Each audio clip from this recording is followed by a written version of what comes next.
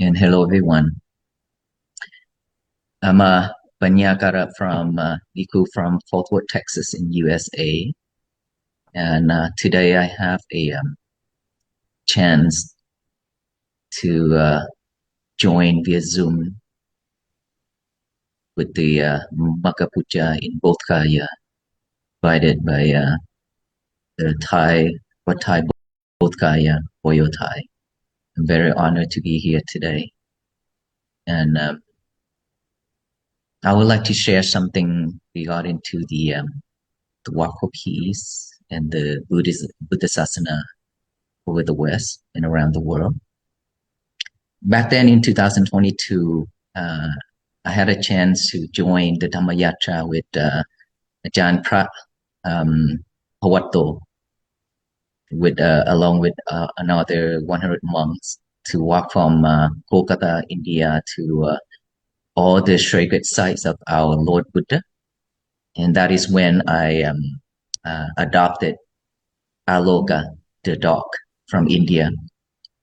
And during that walk, that is my first walk after many years of craving to have a chance to walk.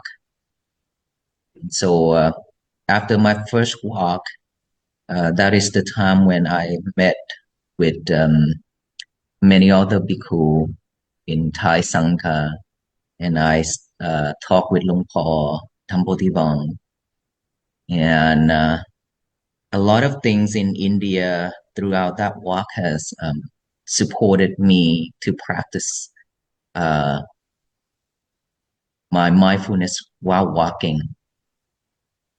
And for me to take on this journey to walk for peace in the United States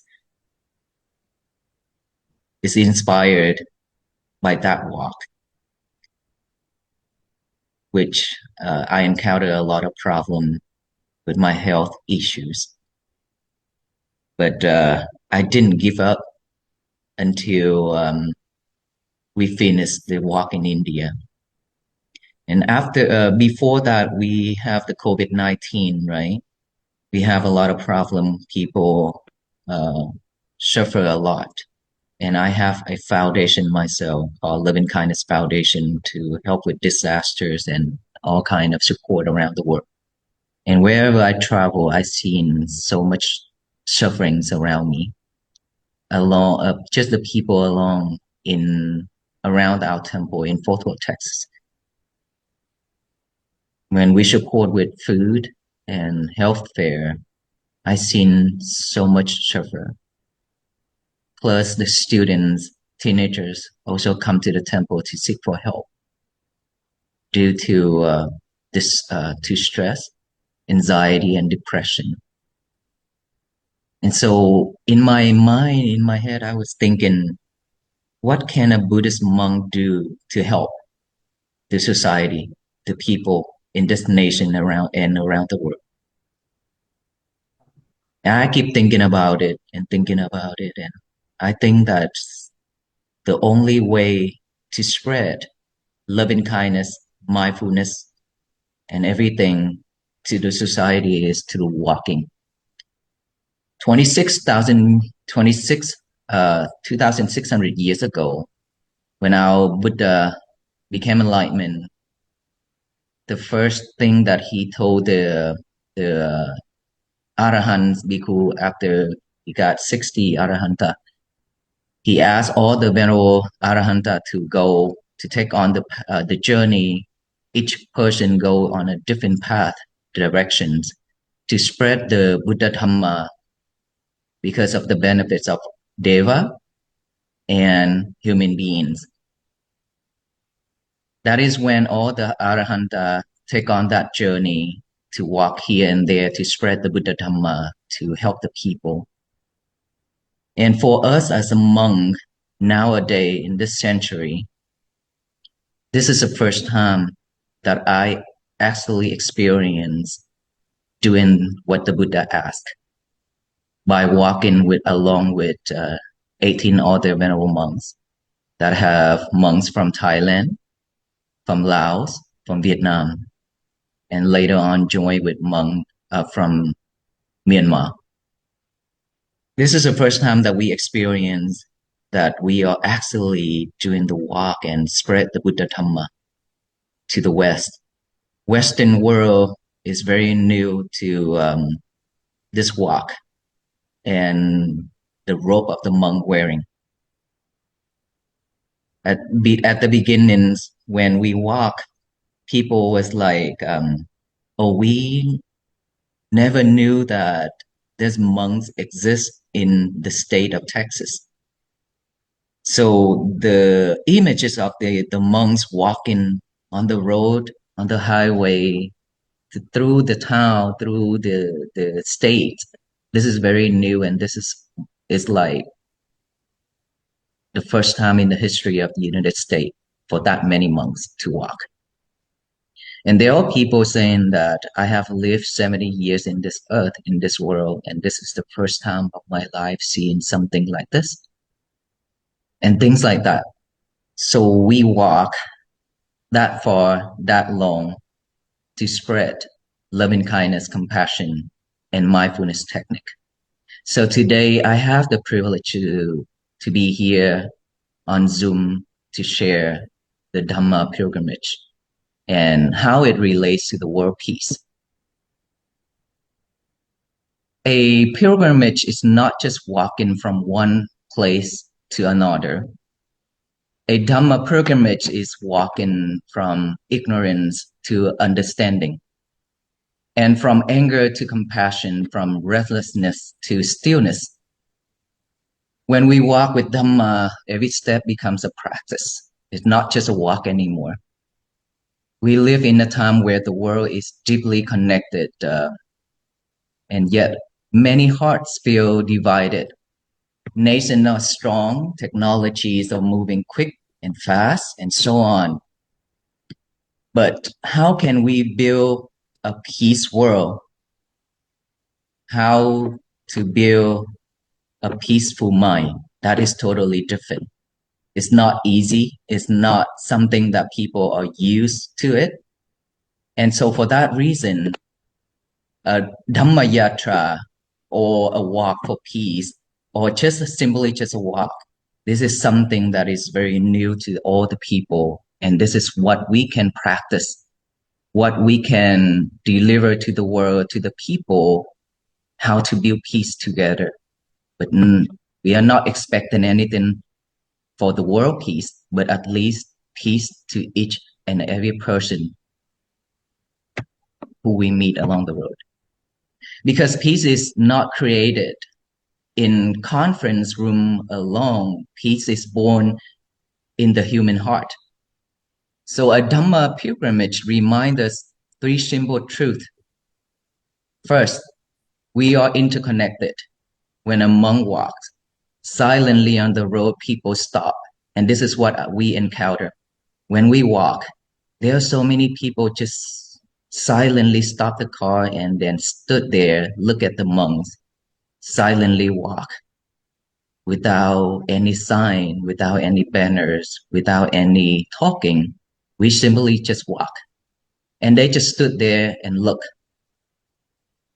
Sometimes people smile.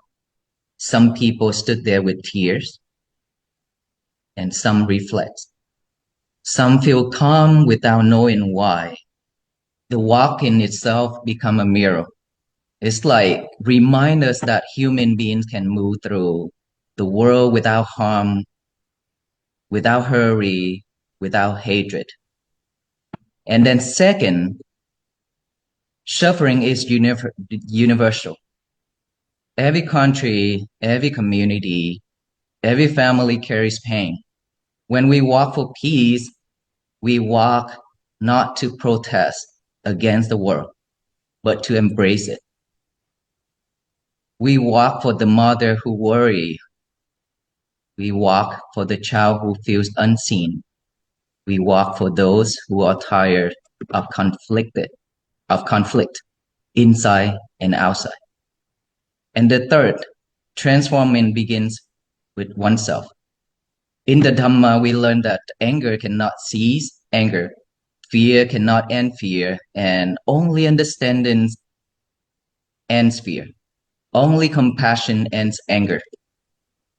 When a person trains the mind in mindfulness, loving kindness, and wisdom, something shifts.